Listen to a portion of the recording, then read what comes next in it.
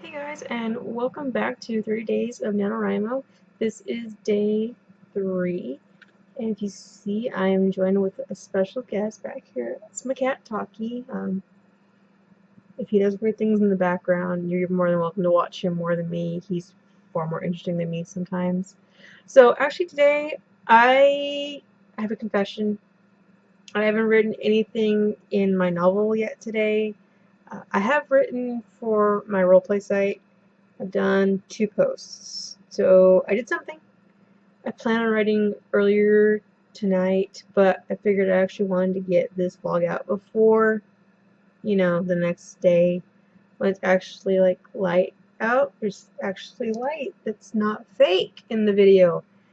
I think that's like I'm not now. Well, I am, but I'm not trying to record all the time at night, and I have today off. So this is why the hair is amazing. And I basically took a shower, got back straight back into PJs because I'm not going anywhere. I'm gonna eat bad and write, and that is gonna be my day. So haven't written anything in the novel yet today. Plan to. Promise. Promise. I will pinky swear with you guys right now.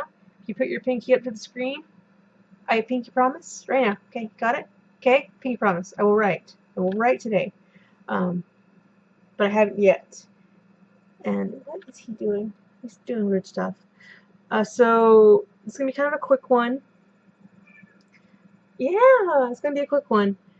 And if some people have been asking me like, how's it going? How's it going? And yesterday was hard. I did talk with a friend who I know from college, who was in a creative writing class with me, and we talked about, she said a lot of things I said in yesterday's blog kind of rang true, that I get so caught up in research and things like that, and I should just write. And I was talking about how I basically want to rewrite the opening. I know I'm going to rewrite it.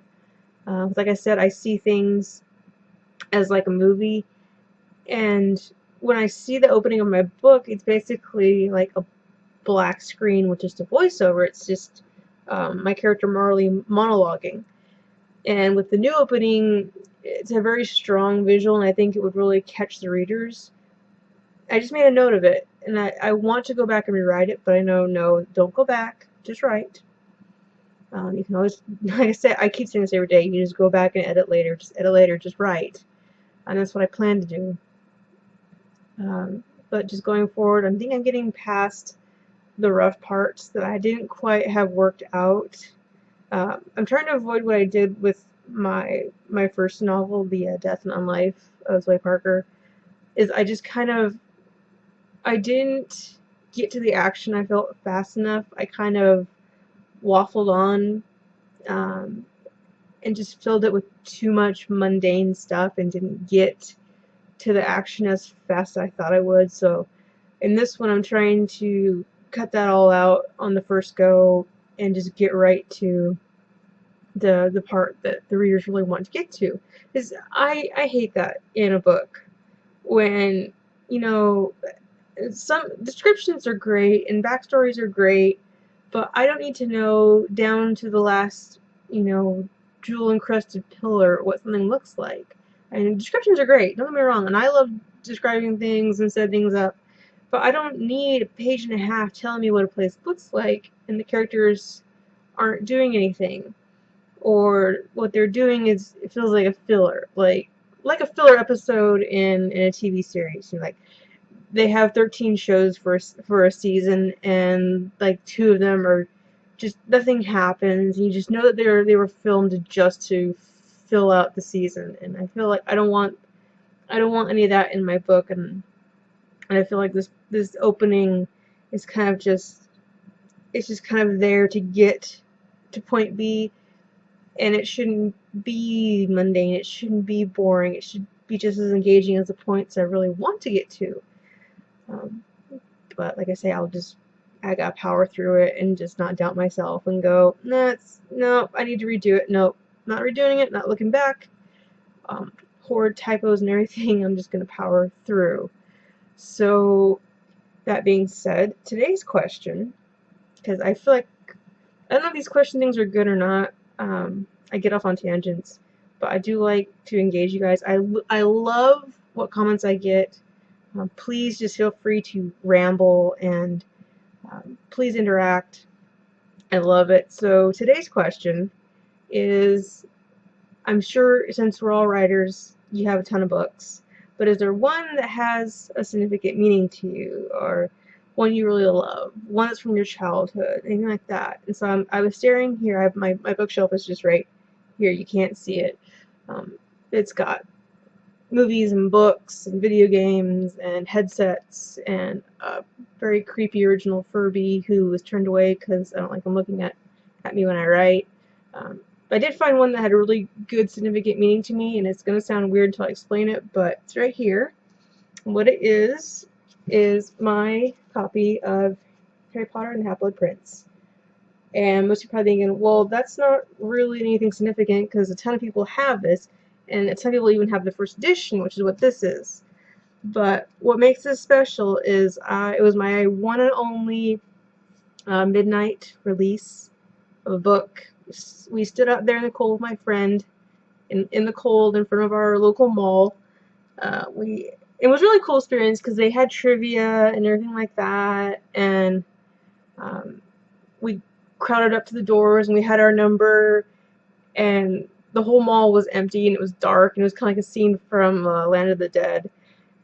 And they're like, don't run, don't run. Like, we're running. And she just like speed walks. I've never seen my friend walk/run as fast as she did that night.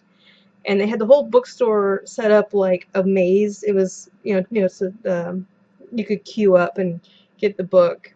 And she ended up being, I think, the 6th or 5th person to actually get the book. And I ended up being, I remember being like the 13th or something like that.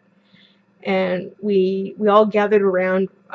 We got out of the bookstore and we gathered all around, and we were reading just this part, just the description, and we're all excited and just freaked out. And actually, a news reporter from the local newspaper came and interviewed my friend and got a picture of all of us. So I made it, into the newspaper, all excited and nerdy. We're all gathered around as my friend's reading the cover, and we're just giddy. And I just remember that, and it was a really cool experience. I'll never forget that. And of course, if you've read The Half-Blood Prince, most of that book you spend crying and bawling and being mad, and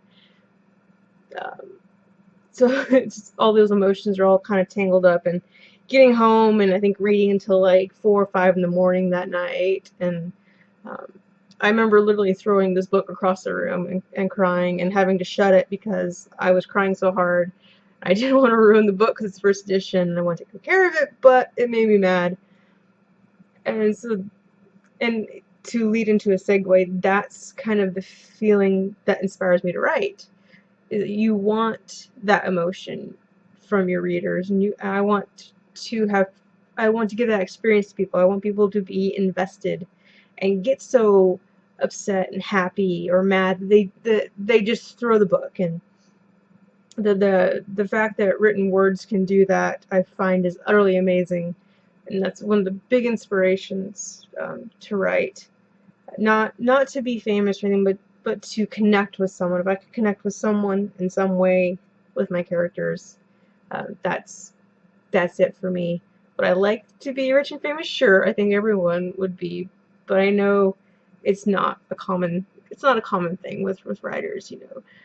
J.K. Rowling and Stephanie Meyers and Stephen King and Dan Brown, and all those are the exceptions to the rule. Basically, a lot of people are professors or they have other jobs and they just happen to write and happen to get published. But it would be nice. It would be nice, and I would like to get my book published. So hopefully this is my motivation to do that. So like I said, I'm a slacker today. I haven't written anything, but I promise I will. I think you promised. Remember that thing you promised. So how did your day 3 go? Did you get your quota yet? Are you still working on it? Do you have a very cute and tired cat that's distracting you like he's been distracting me all day? So with that being said, I will catch you tomorrow for day 4. And have a great night, guys. And as always, this has been Fire Please make sure to like and fave. If you haven't already, please subscribe. If you like it, please share it on Facebook, Twitter, Tumblr, whatever you want to do. And until next time, I will see you later. All right, bye.